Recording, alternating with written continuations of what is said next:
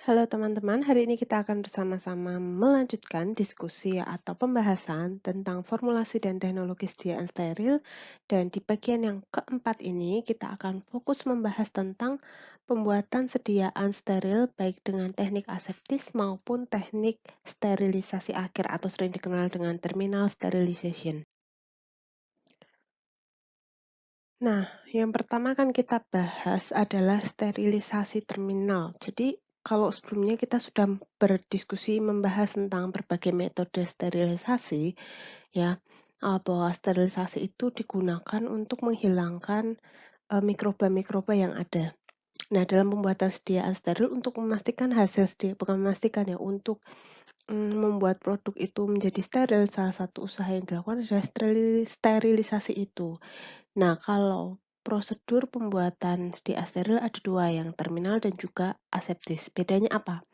Nah, kalau yang eh, dengan teknik sterilisasi terminal itu kita akan melakukan pembuatan sediaannya dulu, ya, dimasukkan dalam kemasan, baru akhirnya mm, nanti disterilisasi. Jadi produk akhir itu disterilisasi dalam kemasannya.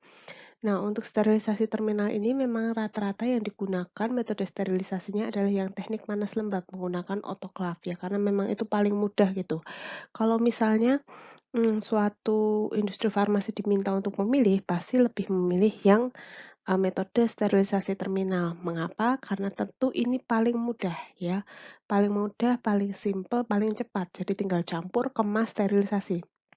Dan untuk hal-hal faktor-faktor kemungkinan terjadinya kontaminasi lagi itu jauh lebih rendah gitu ya. Kalau kita gambarkan dalam bagan itu secara umum seperti ini ya. Memang kita punya bahan aktif, kemudian ada bahan pengemas dan juga bahan tambahan, apapun itu termasuk di dalamnya pelarut, lalu kita lakukan pencampuran. Setelah dicampur, lalu di-filling, lalu disterilisasi. Nah, kemudian setelah mengalami sterilisasi, maka akan menghasilkan suatu produk yang steril. Ya, ini memang konsepnya sangat mudah, tapi yang harus dipastikan adalah proses sterilisasi dengan panas basah itu harus dipastikan kompatibel terhadap seluruh komponen, mulai dari bahan aktif, pengemas, dan sampai dengan bahan tambahannya. Ya, karena itu tadi kita campur-campur-campur, perkara pada saat proses pencampuran nanti ada masih belum steril ya nggak apa-apa, toh pada akhirnya nanti disterilisasi. Nah, ini secara dari segi biaya dan efisiensi memang relatif lebih rendah ya. Yang menjadi poin utama di sini, aspek kritisnya adalah teknik sterilisasinya. Kita harus memastikan sterilisasinya berjalan dengan baik ya, makanya harus rutin divalidasi, rutin dikalibrasi alatnya gitu ya, dan rutin disertifikasi pula alatnya. Itu yang penting. Jadi, konsep ini sangat cocok kalau misalnya bahan aktif kita, bahan pengemas dan juga bahan tambahan, intinya campurannya produk akhir itu bisa stabil terhadap pemanasan dan juga lembab. Oke, itu bisa kita lakukan, dengan sterilisasi terminal yang ini. Kemudian, selanjutnya ada juga pembuatan dengan teknik aseptis. Nah, kalau tadi yang terminal itu cocok untuk obat yang stabil pada panas dan lembab, tapi masalahnya nggak semua obat kayak gitu. Nah, maka ada juga yang namanya teknik aseptis, di mana obat ini biasanya nggak stabil terhadap pemanasan. Nah, karena tidak dilakukan sterilisasi di akhir, terus gimana cara membuat dia steril? Ya, caranya adalah kita memastikan setiap komponen yang kita gunakan untuk produksi itu disterilisasi dulu. Baru nanti dicampurkan dan dikemas secara aseptis. Nah, karena nanti setelah dimasukkan ke dalam kemasan tidak mengalami proses sterilisasi lagi di akhir, maka potensi kontaminasinya akan sangat tinggi. Ya, jadi pada saat proses produksi bisa saja toh terjadi kontaminasi.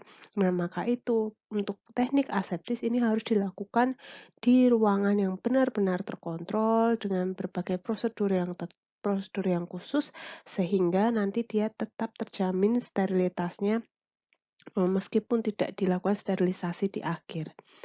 Kalau kita gambarkan dalam bagan itu bisa kita lihat seperti ini, bahwa kita punya komponen zat aktif, pelarut, dan eksipien di sini. Kita lakukan proses sterilisasi. Biasanya kalau ini berupa campuran, ya ini bisa kita sterilisasi dengan teknik filtrasi, ya. Ini bisa dengan filtrasi menghasilkan campuran yang steril. Kemudian kemasannya. Nah, kemasannya juga harus disterilisasi. Misalnya contohnya menggunakan vial. Disterilisasi contohnya menggunakan oven gitu ya, akan menghasilkan kemasan yang steril. Lalu tutupnya, elastomer yang tutup karetnya itu, ya closure-nya, itu juga disterilisasi, bisa jadi menggunakan oven juga atau menggunakan radiasi atau apapun yang sesuai, ya. Kemudian akan menghasilkan tutup yang steril.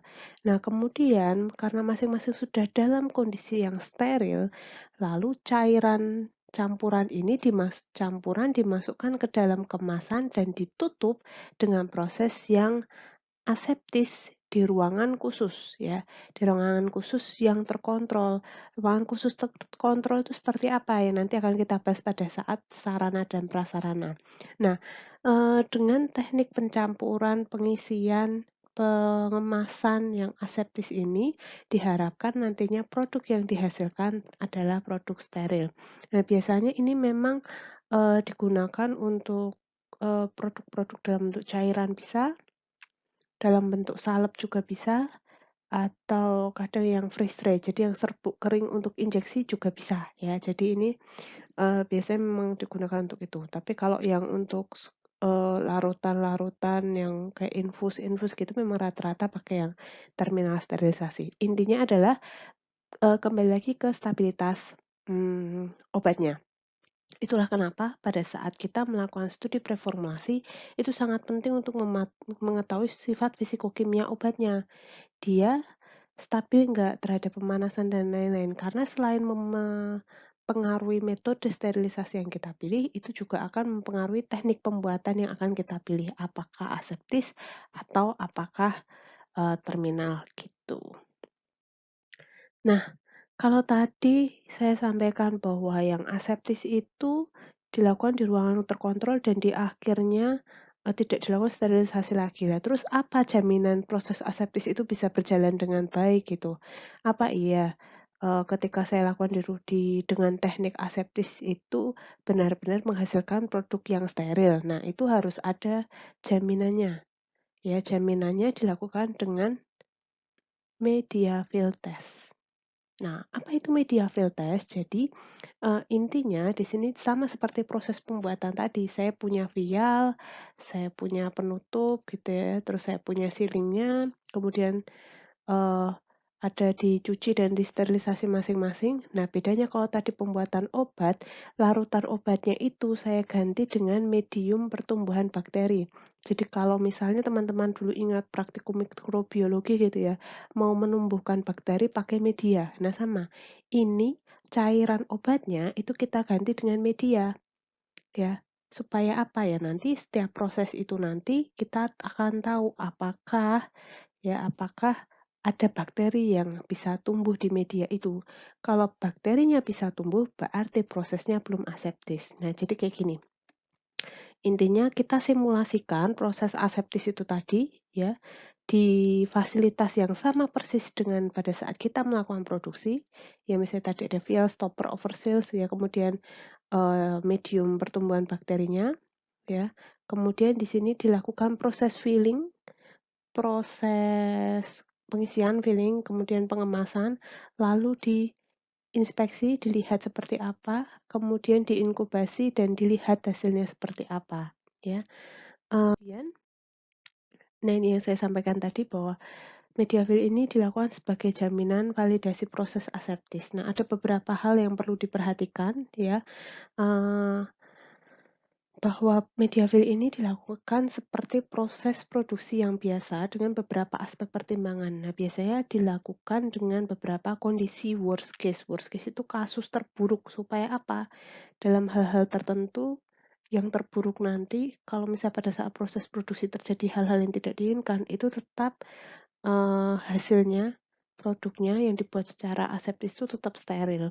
Nah, contohnya beberapa aspek pertimbangan worst case-nya seperti jumlah pelaksanaannya, kemudian media pertumbuhan bakterinya, jumlah unit yang diisi gitu. Jadi kalau semakin banyak unit yang diisi, maka kemungkinan besar prosesnya semakin lama, termasuk ukuran kemasannya. Jadi kalau kita pakai botol dengan mulut yang lebar atau mulut yang kecil itu pasti beda.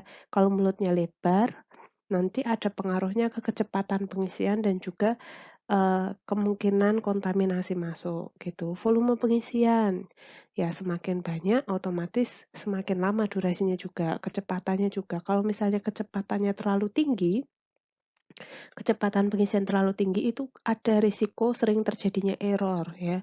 Misalnya ada yang jatuh, ada yang tumpah atau apa. Nah, itu ketika banyak error otomatis biasanya akan banyak intervensi oleh operator. Nah, itu nggak kita harapkan. Atau eh, kecepatan yang terlalu rendah ya. Kalau kecepatan yang terlalu rendah ya nanti terpapar terhadap lingkungan itu semakin besar. Jadi risiko tercemarnya juga tinggi. Nah, ini harus disimulasikan baik di kecepatan tinggi maupun kecepatan rendah. Di kedua kecepatan itu kita harus menjamin bahwa proses aseptis tetap baik. Ya. Kemudian adanya pergantian operator, aktivitas monitoring, intervensi oleh operator, misalnya tadi ada yang jatuh-jatuh atau mesinnya bermasalah apa, nah itu seperti apa, apakah operator datang ke situ, nah itu disimulasikan ada operator ke situ dan lain-lain, karena ketika ada operator datang ke situ, biasanya akan menambah jumlah partikel, menambah jumlah mikroba, nah itu bisa berpengaruh nggak sama proses aseptisnya. Nah, intinya nanti setelah semua worst case itu dilakukan, akan kita cek gitu. Karena tadi kan kita melakukan media feed ini menggunakan media pertumbuhan bakteri ya. Seperti konsep di mikrobiologi, ketika media di dalamnya ada bakteri, nanti akan kita cek ada pertumbuhan bakterinya enggak. Nah, kalau ada pertumbuhan bakterinya, maka biasanya proses aseptisnya itu perlu dikaji ulang ya. Nanti ada kriteria penerimaannya khusus ya. Teman-teman bisa coba cek nanti di Farmakope juga ada, di JPOB juga ada gitu. Nah, ini contoh gambaran umum ada sebuah, saya memperoleh ini dari ISPE gitu ya. Alur proses produksi untuk sediaan steril. Nah, kalau dilihat di kotak-kotak paling bawah ini ya, ada beberapa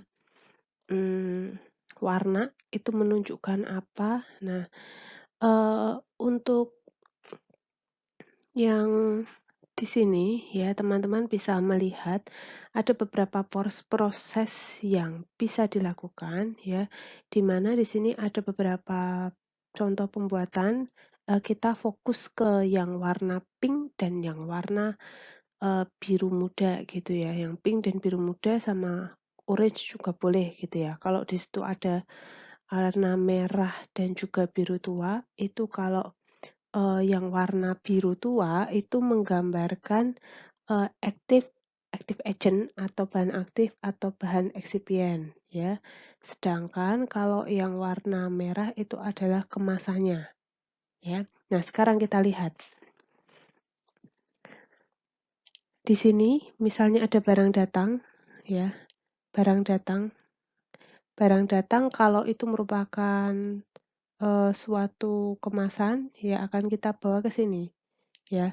Selain sebelum kita lakukan proses produksi juga biasanya ada penanganan dulu atau cek dulu oleh QC sudah oke atau belum. Nah, kemudian balik lagi ke sini kalau raw material itu sudah oke, ada dua ya raw material itu, ada bahan baku obatnya, ada juga kemasannya. Yang bahan baku kita ikuti alur warna biru di atas ya. Dia akan ditimbang ya, setelah ditimbang akan dicampur, di-mixing gitu ya. Setelah di-mixing dia akan kita kemas. Nah, sedangkan di sisi yang bersamaan ketika tadi yang warna biru berlangsung, di sisi lain bersamaan dilakukan juga pencucian terhadap vialnya ya. Di sini dilakukan di ruang kelas C, dicuci kemudian disterilkan ya, disterilkan. Biasanya meskipun dia dilakukan secara terminal, vial washing tetap dilakukan dan sterilisasi vial juga biasanya dilakukan bersamaan. Nah, cairan yang tadi sudah di-mixing di sini kemudian dicampur, dimasukkan ke dalam filling di sini. Nah, kalau misalnya sudah di-filling, tergantung produknya apa. Misalnya yang warna pink itu adalah produk yang dibuat dengan teknik aseptis. Ya, dengan teknik aseptis, maka begitu selesai di filling langsung di capping dengan catatan proses filling dan capping ini menjadi parameter yang sangat kritis sehingga harus dilakukan di ruang kelas A, background B. Ya, sedangkan di sini kalau misalnya tadi yang warna biru muda, kita akan melakukan teknik yang terminal sterilization, maka begitu selesai di filling, ya, fillingnya boleh minimal kelas C atau jika sangat tinggi risikonya, misalnya vialnya ukurannya terlalu besar atau durasinya terlalu lama, itu boleh dilakukan di ruang kelas A background B atau A background C.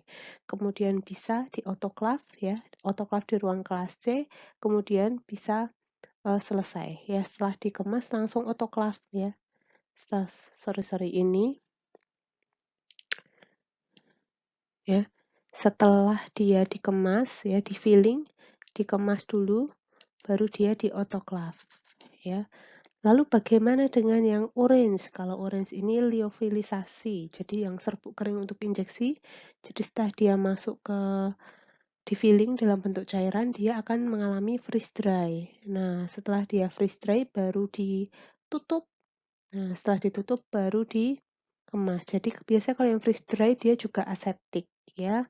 Nah, kemudian setelah selesai bisa mengalami beberapa proses seperti inspeksi dan juga ya inspeksi kontrol kualitas kayak uji kebocoran dan lain-lain kayak gitu-gitu ya, kemudian bisa dilakukan pengemasan sekunder. Ya, intinya secara umum tahapan-tahapannya demikian. Oke.